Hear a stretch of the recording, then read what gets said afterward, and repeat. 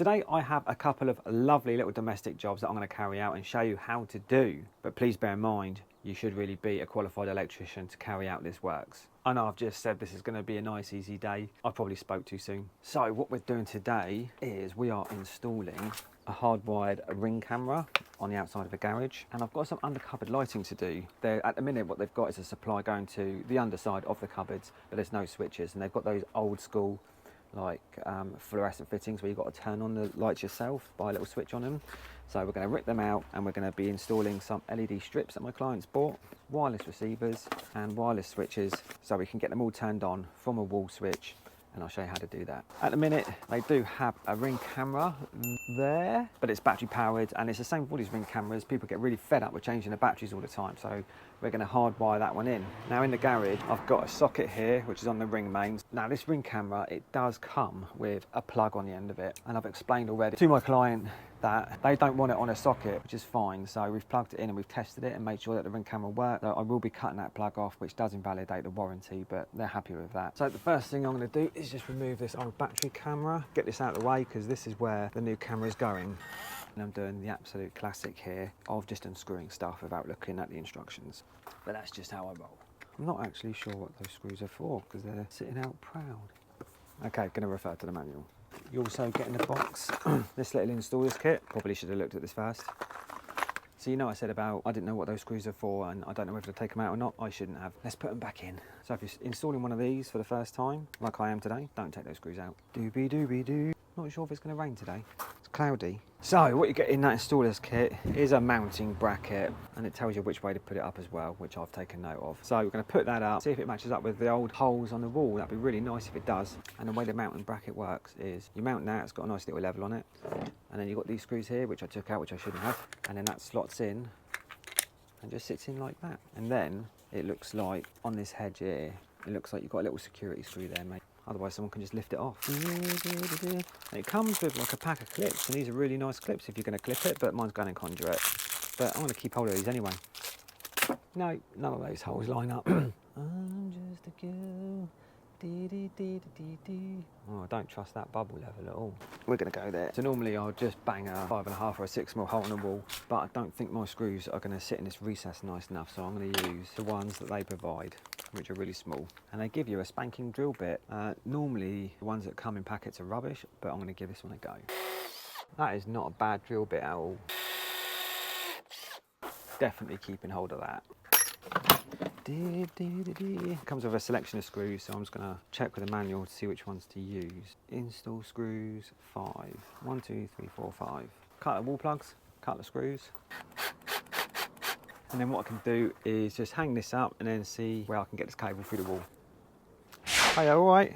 Now the neighbours are gone and I don't look like I'm an idiot just chatting to myself. What I've done is up here, just put a little mark there where I'm going to drill through into the garage. Now, something to bear in mind when you're drilling into the garage is that this depth here is less than this depth here. So you need to drill at an angle to get through to the garage. So don't forget that. So you can drill through the first course. Right, we're through. So we have come through there, which is basically perfect. So I've drilled a 10mm hole through the wall, which should be enough to get this cable through. So what we're going to do now is say goodbye to the warranty. I can feel that just going down the cavity. So the easiest thing to do is just get a cable rod out. This is the Rumpotech cable rod set. Poke one of these through and apply a little bit of tape. And then hopefully with a gentle wiggle, so that came straight off. That's annoying. It may have got me through enough, which it hasn't, plan B. So my hole's a little bit tight for these Rumpotech ends, but I've got the old crappy pair I've got, which her diameter is much less. So we're going to do it again with these ones. Please I didn't throw these away now. Still a bit tight, and we've got it through. So the length on this cable that comes with this ring camera is quite a lot, so I reckon I'm going to be able to route this all the way round to that socket where I'm going to put that switch fuse spur. I'm putting a switch fuse spur on rather than an unswitched fuse spur because they still want to be able to isolate it if they choose to, but it won't be labelled up and no one will know what it's for. apart from the owner. What I'm doing inside with the conduit is this. Sorry, it's a bit dark with the camera. So I've just stuck an end box there, fixed that with some fire rated screws. There's my cable coming through, and just put an angle box there. And then I'm using these D-line conduit fixings. They're really good. They've just got a wraparound function, and that comes up and over the top. And the reason I've gone over the top is because we've got this pillar here, and it saves me offsetting conduit. So we'll go up and over, straight down, and then I'm going to replace this box because I don't like the damage in the holes there, and put one with conduit knockout so I can put a fuse spur above it or alongside it, not sure yet. So for the first bit of conduit that I'm doing, I need to put a little bend on it, so I'm using a 20mm bending spring. This one is a bit worse for wear, heavily used, a little bit rusty. There you go. And if you've never done this before, little trick for you is wherever you're going to bend it, just give the cable a bit of a rub just to warm it up, and it prevents the conduit from bubbling. You young lads should be used to this. And then stick your bending spring in and simply bend it over your knee. When you're bending it, over bend it because it will sort of naturally come back, and then you just need to get your 90. Luckily, if it's not quite right, you can put your spring back in and redo it. But that looks pretty good to me.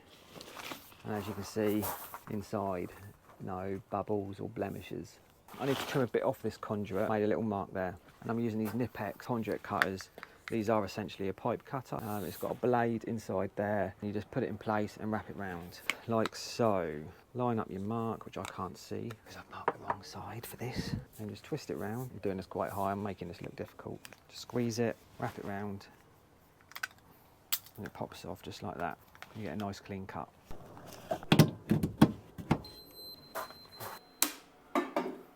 These knockouts on these plastic boxes are rubbish, so I am drilling them out. It's got plastic in my tea. Me being me though, still not going to move the tea. And then what I can do with that is I have replaced this back box, and I'm going to sit this there, and I'm just going to put a pencil mark in this box where it lines up, and drill a 20mm hole in there. There is a knockout there, but I think this looks nicer with the sides in line rather than offset. Different people's different preferences.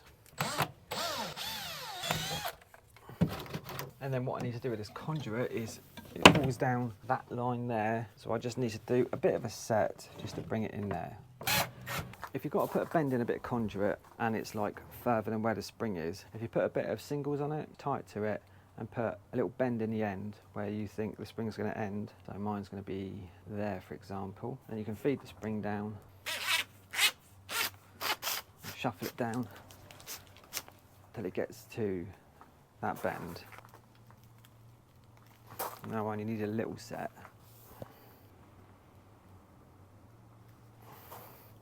So I've got a set in my pipe like that, and then all you do is put it back up and then adjust as required. And then for the final tweaks, I'm just going to do it in place.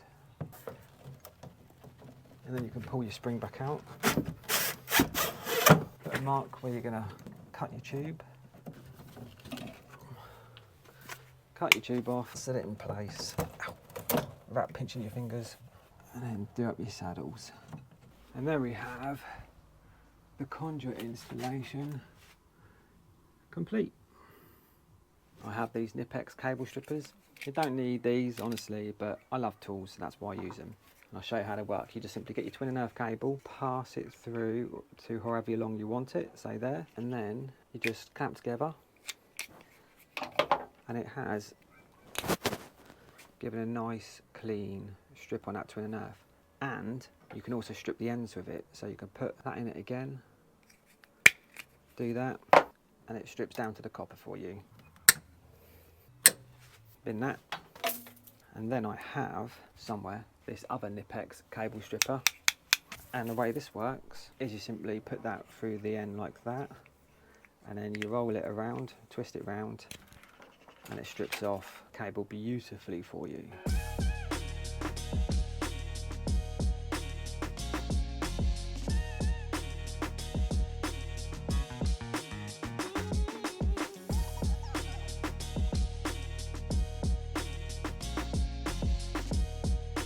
Now these switch fuse spurs, they come as standard with a 13 amp fuse, but I don't want to leave that in here, so I've got to plug back out my bin liner, and I'm just going to take out the fuse. It's got a 3 amp fuse in it, so I'm going to remove the 13 amp and put my 3 amp in here. That was provided in the plug top.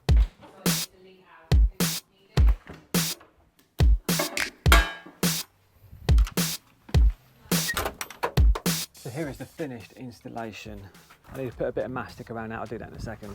But then we have the conduit all done, cable all enclosed, supported with the D-line, fire rated clips to the fuse spur with a 3 amp fuse in it.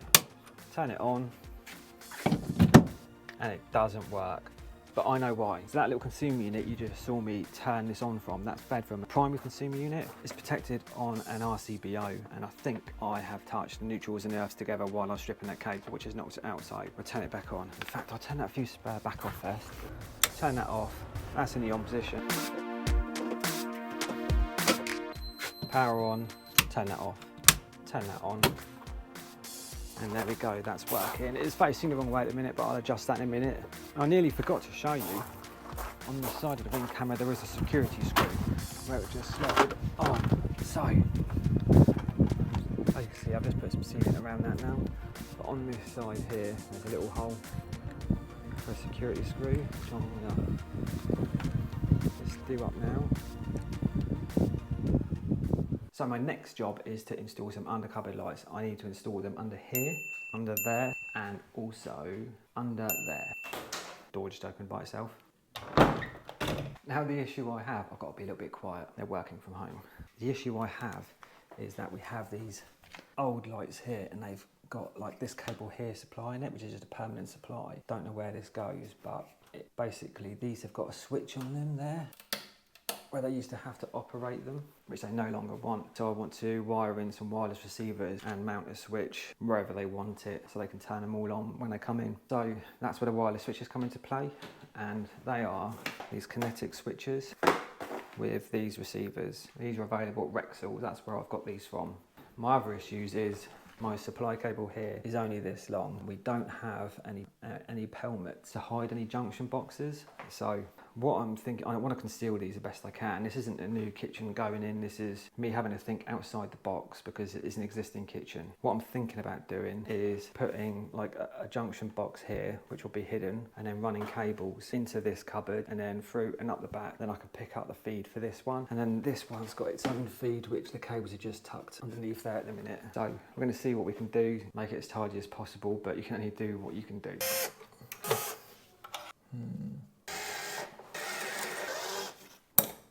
Okay, so what I've done here is drilled a hole up through there, so this cable then can pass through there, and then I'm using this as a junction box. That's where the hole comes through, and I've just taken that knockout out, passed that cable up through there, and I'm going to drill through here into the cupboard for my cable route. Now with my favourite Milwaukee drill, what you can do is, it's got different adapters on it, which is going to be perfect for this one. So you can just take this one off like that. What you have is this offset piece. It looks like that, so if I put it in, just clip it in, I'll show you what I mean, what I'm trying to do. Easy to show you. So that's in like that now. What that means is that where I drilled through before, now my drill bit's actually offset. So in situations like this, where I need to drill a hole quite tight with that, because this is offset, when you drill in, it's quite hard to show you. Now I'll be able to drill, if you see the end there, I can drill tighter to this corner, whereas if I didn't use this, I'd have to drill at an angle like that, which means I'm never going to get a straight hole through, and I'll end up going through to the wall. So as you can see with that angle drill bit, we've gone through there, which has brought me out there, which is absolutely perfect. Okay, so the plan is this. Here is my current permanent supply, which is on a 6 amp breaker in the board, RCD protected. I'm going to take this cable, put it through that little hole there, which will bring me up into here. Then from here, I've got a cable here which we're going to connect up, which brings me into this junction box, and this is going to be where my permanent feed is then supplied from. And I've fished a cable here which goes up to the top. In the LED kit, what we've got is an LED driver, and it's got a plug top on it. We're going to cut this off, and then the cable the other side which connects up to the LEDs. So this is going to go in here. This is then going to go into the junction box to pick up the supply, and then this cable is then going to come out through the bottom there to the LED strips, which will pass along the bottom, and then the loop supply will then come along into there, and then LED strips down the bottom there. We'll install the wireless receiver inside this box and then pair that up with the wireless receiver that we're going to install in this cupboard with this wireless switch, which will turn them both on at the same time.